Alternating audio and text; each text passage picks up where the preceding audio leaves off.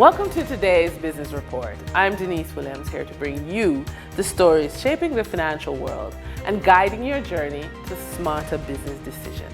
Let's dive into the top headlines.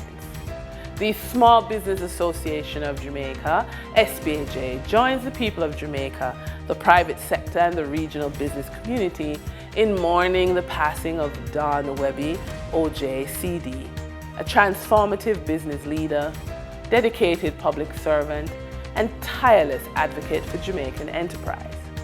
He passed away peacefully on Saturday, July 26, 2025, surrounded by his loving family. Don Webby's distinguished career spanned more than 4 decades. He was a cornerstone of Grace Kennedy Limited, serving as CEO and later as strategic advisor. The focus on the micro stock market will help grow the economy based on the history of economic contribution of the Jamaica Stock Exchange. The market capitalization of companies listed on the Jamaica Stock Exchange's main index stood at $1.68 trillion, or about 48% of gross domestic product, as at the end of June. Meanwhile, the market value of companies on the junior market accounted for just 4% of gross domestic product. But this could change next year. JSE Business Development Manager Andre Gooden tells RJR News that 20 companies are ready to list on the micro stock exchange when it officially reopens next year, and another 200 are in various stages of preparation. The Bank of Jamaica has conceded that borrowers face significant pressure during the 4-year period when its benchmark interest rate climbed from 0.5% to 7% to curb inflation triggered by COVID-19 and the war in Ukraine.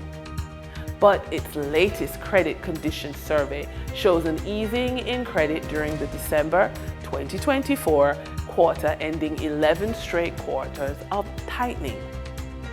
Business loan rates also slipped from 11.6% to 11.4%, but not all rates moved down. Personal loans, mortgages, and installment credit became even more expensive, even as rates paid by the central bank fell sharply from 19.6% to 13.1%.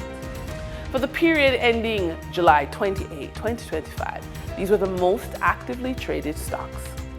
Beverage distributor Jamaican Teas Limited with 5,320,887 units traded, representing 22.91% of market sales volume. Caribbean financial conglomerate JMMB Group Limited, 9.5% with 5,010,510 units traded, representing 21.57% of market sales volume.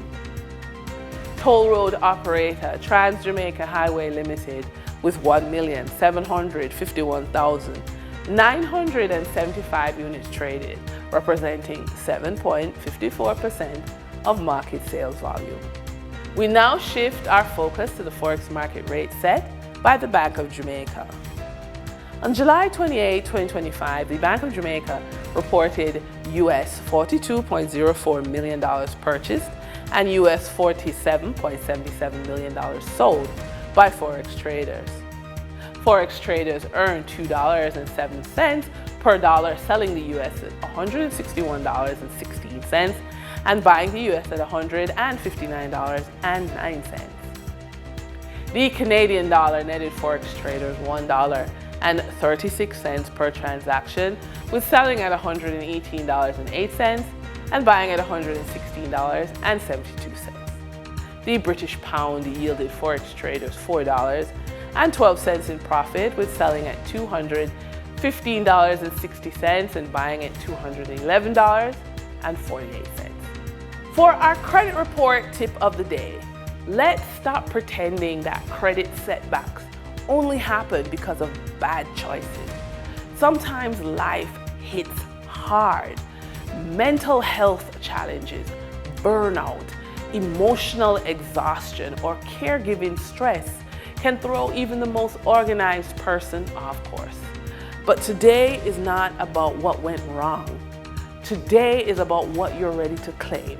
You can take action now to repair the financial damage and rebuild your credit step by step with clarity, courage, and the right support around you. Here are some ideas. Identify late payments in the last 24 months. Write down your current credit score without judgment. Create a folder, whether digital or physical, to organize credit documents. And then journal your financial goals and why credit matters to your healing. When you're building something from nothing and you're moving from financial recovery to financial resilience, too many brilliant, experienced women over the age of 45 are sitting on gold, but struggling to fund their next chapter. Whether you're re-entering the workforce, rebuilding after a financial setback, or launching a business in your second act, the real game changer isn't just budgeting or saving, it's learning how to pitch. Pitching for capital, collaboration, contracts, or career advancement is no longer optional. It's a required skill to move from financial recovery to lasting resilience. So here's some ideas. Calculate your financial recovery gap. Know your current credit score and lending power, and list how much capital you need and why. And that wraps up today's business report. I'm Denise Williams, reminding you that every financial decision is a step towards your future. Until next time, stay focused, stay informed, and keep striving for success. See you soon.